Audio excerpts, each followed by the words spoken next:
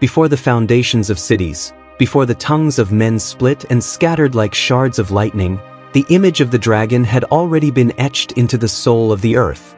No one remembers the first tale.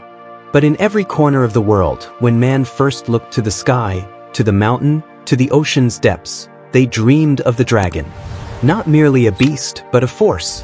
The dragon was the storm that fed the rivers, the fire that purified, the shadow that devoured, the mystery beyond the veil of the stars. It was a creature of contradiction, creator and destroyer, guardian and enemy, god and demon. In the ancient kingdoms of China, the dragon was not hunted. It was enthroned. The lone, serpent-bodied and cloud-wreathed, became the very spirit of the land. It lived not in caves but in the heavens, soaring between thunderclouds, bringing rain to parched earth. Its breath was wind, its eyes lightning. In the earliest dynasties, emperors called themselves sons of the dragon. Their robes were embroidered with 5-clawed dragons, a sacred right only they possessed. To wear the dragon was to speak for heaven. The Yellow Emperor himself, mythic founder of China, was said to have ascended on a dragon's back, returning to the celestial realm. Temples were built not just to gods, but to dragons. Prayers were not for the death of the beast, but for its blessing. It became a creature of harmony, balance, and authority, reflecting a culture rooted in Confucian order and Taoist flow. But as you journey west, the dragon takes a darker form. In Mesopotamia, where the Tigris and Euphrates carved life into the desert, the dragon was chaos incarnate. Tiamat, goddess, serpent, mother of demons, rose from the primordial deep to wage war against the younger gods. Her body became the raw material for creation. Her death birthed the world. Here, the dragon was a threat to divine order. It was the untamed, the monstrous womb of all things feared. In the myths of Babylon, the Meshusu, a lion-bodied, snake-headed, eagle-clawed creature, guarded the gates of the gods. It walked alongside Marduk, slayer of Tiamat, as a symbol of dominion over chaos. Even in Canaan, ancient enemies of Israel, serpents and dragons coiled through the wilderness. Their echoes would soon awaken in Hebrew prophecy. In the Bible, dragons are not symbols of kingship, but of judgment and evil. The Leviathan, spoken of in Job and Psalms, is a sea monster of terrible power, so mighty that only God himself could subdue it. It twists in the deep like the chaos serpents of old. In the book of Revelation, the dragon returns at the end of time, now fully revealed as Satan, the ancient enemy. With 7 heads and 10 horns, it rises to wage war against the saints and is cast down by Michael the archangel. The dragon is the great deceiver, the one who tried to devour the child of the woman clothed with the sun. It is cast into the abyss, but not forgotten. Because in the Bible, the dragon is not a myth, it is the spiritual enemy behind all tyrants, all idols, all beasts of empire. In the cold forests and firelit halls of Europe, the dragon becomes the final test of the hero. From the Norse Jormungandr, the world serpent that circles Midgard, to Beowulf's fire-breathing nemesis, dragons are beasts of death, destruction, and fate. Siegfried slays Fafnir, the cursed dragon, and gains wisdom, but only after tasting the dragon's blood. In Christian legend, St. George rides out not just to kill a beast, but to defeat paganism, sin, and death. The dragon in these tales guards treasure, both material and spiritual. To defeat it is to conquer the self. Yet beneath the sword and fire is a deeper message. The dragon is the price of glory. No hero becomes legend without facing the beast.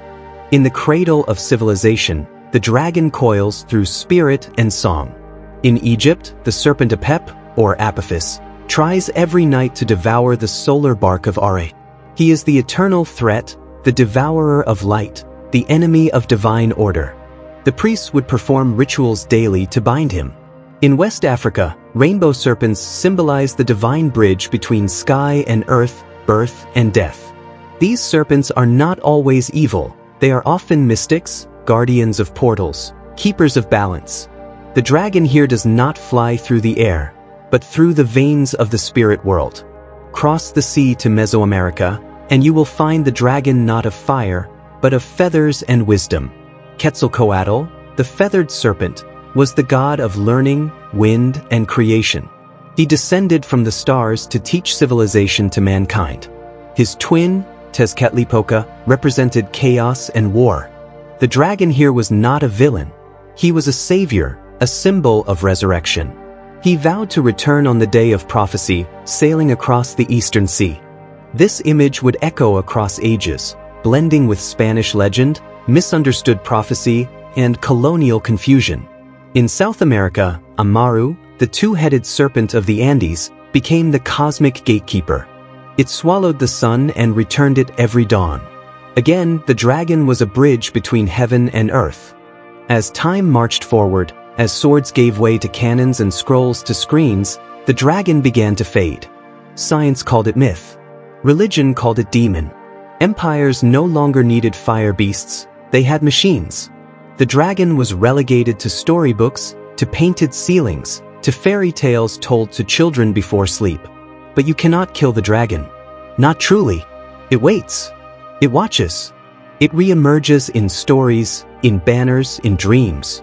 It appears in movies, in books, in flags, ancient power cloaked in modern symbols. But because the dragon was never just a creature. It was always a mirror. In every land, the dragon took a different name, but always meant the same thing. Power, challenge, transformation. It is the beast we must face before we find ourselves. In the East, the dragon is ascension. In the West, it is confrontation. In the South, spiritual truth. In the Americas, cosmic wisdom.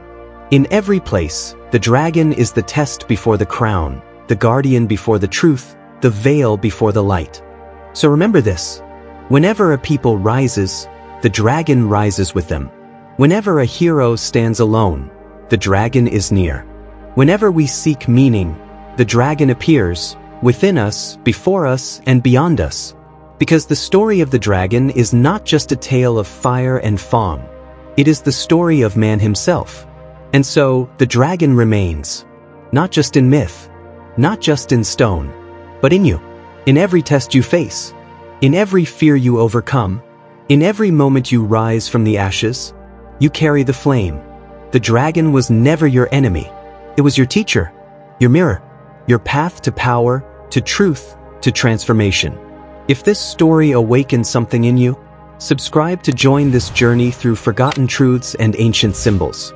If the dragon still lives in your nation, in your legends, in your soul, share this video and pass the flame onward. And if you have a dragon tale of your own, comment below. Let your voice join the chorus of memory, myth, and fire.